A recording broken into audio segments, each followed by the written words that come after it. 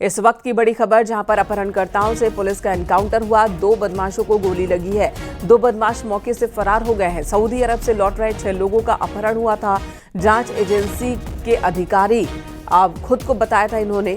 Car सवार बदमाशों ने अपहरण किया था। विदेश से आए लोगों के पास तस्करी का सोना होने का शक था। इस वजह से इन्होंने उन्हें अपहरण किया था उनका। पुलिस को जंगल में बने फार्म हाउस में अपहरण किए लोग और किडनैपर्स मिले। रामपुर के टांडा थाना क्षेत्र के रहने वाले सऊदी अरब से लौट रहे थे। थाना मुढ़ा पांडे क्षेत्र में एनकाउंटर हुआ। विशाल सक्सेना हमारे सहयोगी ज्यादा जानकारी के साथ फोन लाइन पर हमारे साथ है। विशाल, इस पूरे इंसिडेंट के बारे में बताएं, पुलिस कैसे पहुंची अपहरणकर्ताओं तक? दिल्ली से ये लोग सब 6 के 6 लोग और क्या कहते हैं अपनी अर्टिगा कार से रामपुर के टांडा क्षेत्र के रहने वाले थे। ये वहां जा रहे थे। रास्ते में जिस तरह से लोगों को पता चला किडनैपर्स को कि इनके पास तस्करी का सोना होने का शक मिला, तो इन लोगों ने क्या कहते हैं 6 के 6 लोगों को रामपुर के मुरादाबाद के मुंडा पांडे क्षेत्र से किडनैप कर लिया। 2 गाड़ियों से आए बदमाशों ने इन 6 के 6 विदेश से आए लोगों को किडनैप कर लिया और किडनैप करने के बाद इनको ले गए। जैसे ही पुलिस को इसकी सूचना मिली, पुलिस ने तत्काल तलाशी शुरू करी तो मुंडा पांडे क्षेत्र के जंगल में ही बने एक फार्म हाउस में ये लोग अपहरणकर्ता भी मिले और जिन विदेश से आए लोगों का अपहरण किया था वो लोग भी उनको मिले। पुलिस से घटता देख जो अपहरणकर्ता थे उन्होंने पुलिस पे फायरिंग शुरू की। पुलिस ने की जवाबी फायरिंग में 2 अपहरणकर्ताओं के पैर में गोली लगी, दोनों घायल हो गए और 2 अपहरणकर्ता मौका पाकर फरार हो गए। पुलिस विदेश से आए लोगों को, जिन अपहरणकर्ताओं ने अपहरण किया था उन लोगों को पुलिस ने सुरक्षित क्या कहते हैं उनको सुरक्षित उनको क्या कहते हैं पकड़ लिया। फिलहाल पुलिस ने जो इनको यही शक था कि ये लोग जांच एजेंसी का बता करके इन लोगों ने गाड़ी ओवरटेक करी। ओवरटेक करने के बाद जो विदेश से आए लोग थे उनकी गाड़ी ओवरटेक करने के बाद उनको रोका और रोकने के बाद खुद को जांच एजेंसी का बता करके उनका किडनैप किया और किडनैप करने के बाद उनको जंगल में ले गए जहां पुलिस से उनकी मुठभेड़ हुई। फिलहाल पुलिस ने उन सभी जिनको किडनैप किया गया था, विशाल, यहाँ तारीफ करनी होगी पुलिस की कि पुलिस ने किडनैपर्स को भी पकड़ा और साथ ही जिनका अपहरण हुआ था उन्हें सकुशल बरामद कर लिया है। लेकिन 2 अपहरणकर्ता फरार हो गए, उनकी तलाश चल रही है। तो यहाँ गैंग बनाकर अपहरण का कारोबार कर रहे थे ये लोग और अब पुलिस के हत्थे हैं। एक बड़ी सफलता पुलिस को मिली है। धन्यवाद विशाल इस वक्त पूरी जानकारी देने के लिए। फार्म हाउस टाइप का था, वहाँ पे बगीचा भी था। वहाँ पे ये दोनों गाड़ियाँ स्पॉट हुई और उसमें जो लोग वहाँ पे सवार थे वो लोग वहाँ पे खड़े थे और जो 2 गाड़ियाँ जो इनको किडनैप करके ले गई थी, दोनों गाड़ी भी वहीं थी। उसमें जो किडनैपर्स थे वो भी थे। हम लोग तत्काल जब हमको पुलिस को देखा उन लोगों ने तो वो सब वहाँ से भागे और उन लोगों ने हमारी टीम पे भी फायर किया। उसके बाद हम लोग लगातार उनके कॉम्बिंग में लग गए। हमारी टीम चारों तरफ से घेराबंदी शुरू कर दी। काफ़ी देर के बाद शाम में हम लोगों ने उनको देखा। 2 व्यक्ति थे, उन लोगों ने जब अपने नज़दीक देखा पुलिस को, उन्होंने फायर किया और पुलिस ने जवाबी कार्रवाई की। उसमें वो दोनों घायल हो गए। बाकी उनके जो 2 साथी थे वो फरार हो गए। 1-2 और साथी भी उनके साथ थे, इनके बारे में भी सूचना मिली है। दिल्ली दौरे पर हैं सीएम योगी आदित्यनाथ। आज नीति आयोग की गवर्निंग काउंसिल की बैठक होनी है, जिस बैठक में वो मौजूद होंगे। आज नीति आयोग की बैठक में शामिल होंगे सीएम। सीनियर लीडर्स से भी मुलाकात कर सकते हैं। यूपी सदन में इस वक्त सीएम योगी आदित्यनाथ मौजूद हैं और आज दिल्ली में कई कार्यक्रमों में शिरकत करेंगे। जो अहम बैठक है नीति आयोग की बैठक है। इसे लेकर बीते दिनों लखनऊ में भी उन्होंने एक मीटिंग बुलाई थी। नीति आयोग की बैठक दिल्ली में हो रही है, जहां पर मुख्यमंत्री मौजूद होंगे। एनडीए के मुख्यमंत्रियों की बैठक का भी हिस्सा बनेंगे सीएम योगी आदित्यनाथ और कई सीनियर लीडर्स से मुलाकात भी संभव है।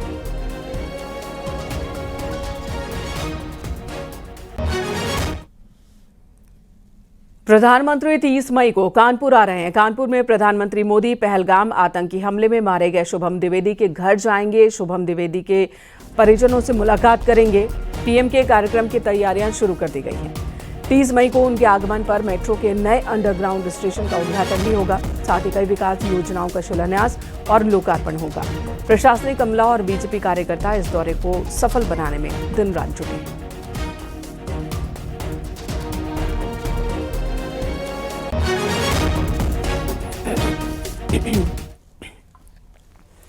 पीएम मोदी के कानपुर आने की खबर के बाद हमारे सहयोगी अमित गंजू ने शुभम द्विवेदी के परिजनों से बात की। इस वक्त न्यूज़ 18 टीम आप देख सकते हैं उनके परिवार में उनके शोभन द्विवेदी के फादर, उनकी मदर, उनकी वाइफ, उनके सिस्टर, उनके ब्रदर सब यहाँ मौजूद हैं। और आइए हम इनसे शुरुआत करते हैं। सर, प्रधानमंत्री आपके घर पर आ रहे हैं, क्या कहेंगे, क्या आपका मांग है? देश के माननीय प्रधानमंत्री जी मेरे घर आ रहे हैं, ये ऐसी सोच मोदी जी की ही हो सकती है। मोदी जैसा प्रधानमंत्री न देश में हुआ है न कभी होगा। एक सामान्य नागरिक के घर इतनी बड़ी घटना होने पे उसको सांत्वना देने के लिए आना, ये उनकी महानता को दर्शाता है। सर, आप बात करते करते भावुक हो गए। क्या अब जब प्रधानमंत्री आएंगे, क्या आपकी मांग रहेगी जब भी पहुंचेंगे आपके यहाँ, जैसा कि आपको मालूम चल रहा है? हम लोगों के परिवार की शुरू से ही दो बातें कही थी। हम लोगों ने दो मांग थी कि आतंकवाद के खिलाफ निर्णायक कार्रवाई की जाए, सख्त कार्रवाई की जाए, आतंकवादियों को नष्ट नाबूद किया जाए। माननीय प्रधानमंत्री जी ने जिस तरह आतंकवाद के खिलाफ अभियान छेड़ा है, जिस तरह आतंकवाद के सफाया करने के लिए सेना को खुली छूट दी है, उसका सभी देशवासी प्रधानमंत्री के साथ खड़े हैं, प्रधानमंत्री का अभिनंदन कर रहे हैं। और जो हमारी दूसरी मांग है कि अपने धर्म की रक्षा के लिए, राष्ट्र की रक्षा के लिए अपने प्राणों की आहुति देने वाले मेरे पुत्र को शहीद का दर्जा दिया जाए। मैम, अब जबकि प्रधानमंत्री आपके घर आ रहे हैं, आपको भी सूचना लगी, कैसे लगी, क्या लगा? सर, आप ही लोगों के थ्रू हमें भी पता चला, मीडिया चैनल्स वगैरह और जितने भी न्यूज़पेपर्स हैं उन्हीं के थ्रू हमें भी पता चला कि माननीय नरेंद्र मोदी जी हमारे घर आएंगे। अब वो 30 तारीख को आ रहे हैं, जैसा सबसे पता चला है हमें। क्या आप मोदी जी से बात करेंगे? क्या आपकी इच्छा है? क्या आप कहना चाहेंगी? देश का प्रधानमंत्री आपके घर पहुंच रहा है, क्या आपका पहला रिएक्शन? मेरा पहला रिएक्शन तो उनके लिए यही है कि जिस तरीके से उन्होंने हमारी आर्म फोर्सेस को पूरी छूट दे के आतंकवाद के खिलाफ जो ऑपरेशन सिंदूर चलाया है, उसके लिए धन्यवाद बहुत बड़ा। और इसके अलावा मैं उनसे यही कहूँगी कि जिस तरीके से उनके देश का नौजवान एक टेररिस्ट अटैक में मारा गया है, उनके लिए उन्हें शहीद का दर्जा जो हमारे परिवार की मांग भी है, उस पे भी वो अब कुछ हमें बताएं, कुछ हमसे बात करें, कुछ हमें बोलें। उधर कल अयोध्या पहुंचे सीएम योगी ने ऑपरेशन सिंदूर की तारीफ की, साथ ही पाकिस्तान को कड़ा संदेश दिया। सीएम योगी ने 2 टूक कहा कि यह आतंकवाद एक दिन पाकिस्तान को ही ले डूबेगा। पाकिस्तान 75 साल बहुत जी चुका और अब उसके खात्मे का समय आ गया है। वो अपने ही कर्मों का फल भुगत रहा है।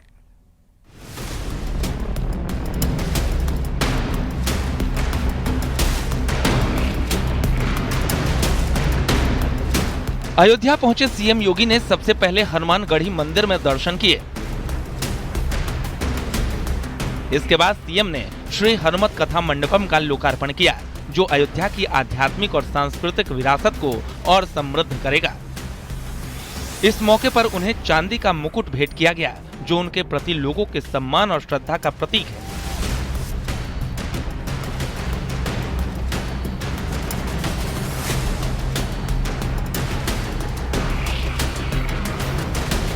इस आध्यात्मिक माहौल के बीच सीएम योगी ने देश की सुरक्षा और शौर्य का भी जिक्र किया। उन्होंने पाकिस्तान पर करारा प्रहार करते हुए कहा कि भारत ने आतंकवाद के खिलाफ कड़ा रुख अपनाया है। पहलगाम में निर्दोष नागरिकों की हत्या का जिक्र करते हुए सीएम ने कहा कि भारत ने 26 निर्दोषों के बदले 124 आतंकियों को ढेर कर दिया। पाकिस्तान पे हमला तो भारत की सेना ने नहीं किया था, उसने हमारे निर्दोष लोगों पर प्रहार किया था। धर्म पूछ करके गोली मारी थी, 3 वर्ष तक के बच्चे को गोली मारी थी।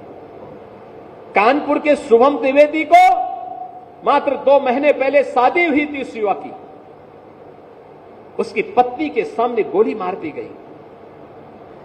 26 ऐसे लोगों की निर्मम हत्या कर दी गई। और उसके बाद 24 के बदले 124 लोग भारत के बहादुर जवानों के, भारत के तीनों सेनाओं के द्वारा संयुक्त रूप से की गई कार्रवाई में इतने 124 से अधिक आतंकवादी मारे जा रहे हैं। सीएम योगी का ये बयान न केवल भारत की सैन्य ताकत को दर्शाता है, बल्कि आतंकवाद के खिलाफ जीरो टॉलरेंस की नीति को भी रेखांकित करता है। उन्होंने साफ कहा कि आतंकवाद का रास्ता अपनाकर पाकिस्तान अपनी बर्बादी को न्योता दे रहा है। तो गलती भारत की नहीं, पाकिस्तान के उन लोगों की है जो लोग पाकिस्तान में बैठ करके आतंकवादियों को प्रश्रय दे रहे हैं, आतंकवाद को पनपा रहे हैं।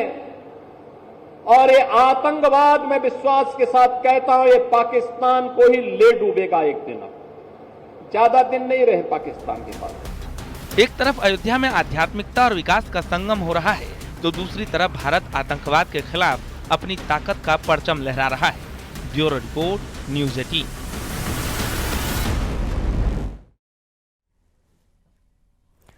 ऑपरेशन सिंदूर के तहत भारत की सेना ने पाकिस्तान को हर मोर्चे पर करारा जवाब दिया, जिसका जिक्र हर कोई कर रहा है। पीएम मोदी ने एक बार फिर विकास और शांति का संदेश दिया।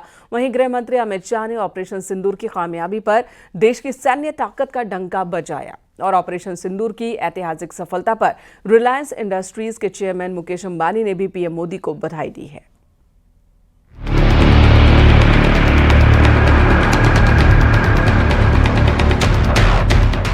आतंकवाद के खिलाफ भारत निर्णायक लड़ाई लड़ रहा है।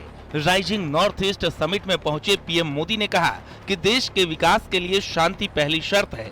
उन्होंने साफ शब्दों में दोहराया कि उनकी सरकार आतंकवाद और माओवाद के खिलाफ जीरो टॉलरेंस की नीति पर चलती है। एक समय था जब पूर्वोत्तर को बम और बंदूक का पर्याय माना जाता था, लेकिन आज स्थिति बदल रही है। किसी भी क्षेत्र के विकास के लिए सबसे जरूरी है शांति और कानून व्यवस्था। आतंकवाद हो या अशांति फैलाने वाले माओवादी, हमारी सरकार जीरो टॉलरेंस की नीति पर चलती है। दूसरी ओर दिल्ली के विज्ञान भवन में बीएसएफ के एक कार्यक्रम में गृह मंत्री अमित शाह ने ऑपरेशन सिंदूर की सफलता का जिक्र करते हुए कहा कि भारतीय सेना ने पाकिस्तान के आतंकी ठिकानों को नेस्तनाबूद कर दिया।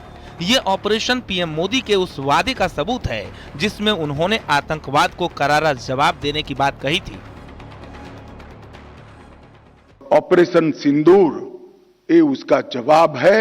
आज पूरी दुनिया हमारी सेना की वीरता और मारक क्षमता की बुरी बुरी प्रशंसा कर रही है।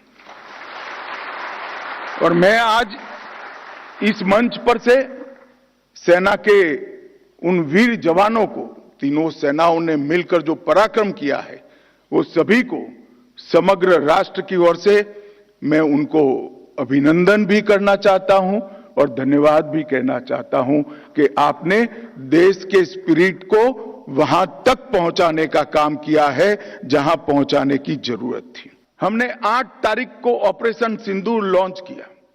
कुछ ही मिनटों के ऑपरेशन में हमने 9 आतंकी अड्डों को समाप्त कर दिया, जिसमें से 2 उनके हेडक्वार्टर थे। मगर उसमें बारीकी से समझने की यह बात है कि ना हमने पाकिस्तान के सेना के इंस्टॉलेशन को कभी तबाह किया, ना कभी एयरबेस को तबाह किया। हमने सिर्फ और सिर्फ आतंकी अड्डों को ध्वंस करने का काम किया, जिन्होंने हमारी धरती पर गुनाह किया था। ऑपरेशन सिंदूर की इस ऐतिहासिक सफलता पर रिलायंस इंडस्ट्रीज के चेयरमैन मुकेश अंबानी ने भी पीएम मोदी को बधाई दी। उन्होंने कहा कि ये सफलता पीएम के दृढ़ संकल्प और भारतीय सशस्त्र बलों की बेजोड़ बहादुरी का प्रमाण है।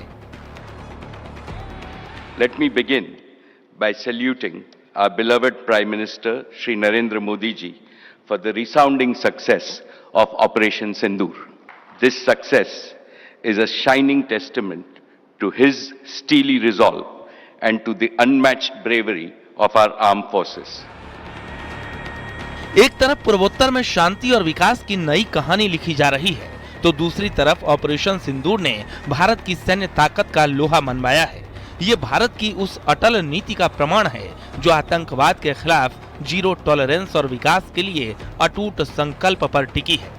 Bureau report, news 18।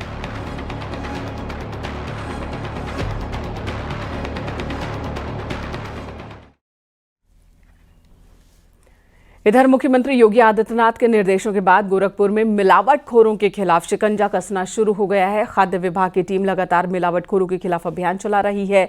जनवरी से लेकर अब तक 210 से ज्यादा नमूने खाद्य विभाग की टीम की ओर से इकट्ठा किए गए। मिलावटखोरों के खिलाफ शासन के निर्देश के अनुसार कार्रवाई की जा रही है। जो हमारा मुख्यालय है वहाँ पे आयुक्त महोदय इसको तैयार करवा रहे हैं। सभी जिलों से सूची मांगी गई है और सूची पे मंथन चल रहा है। उस मंथन पे जो हम लोगों को सूचना है कि अभी जिलाधिकारी महोदय की भी अनुमति ली जाएगी। अनुमति लेने के बाद प्रदेश के लिए सूची फाइनलाइज होगी और उसके बाद ये प्रक्रिया आगे बढ़ेगी।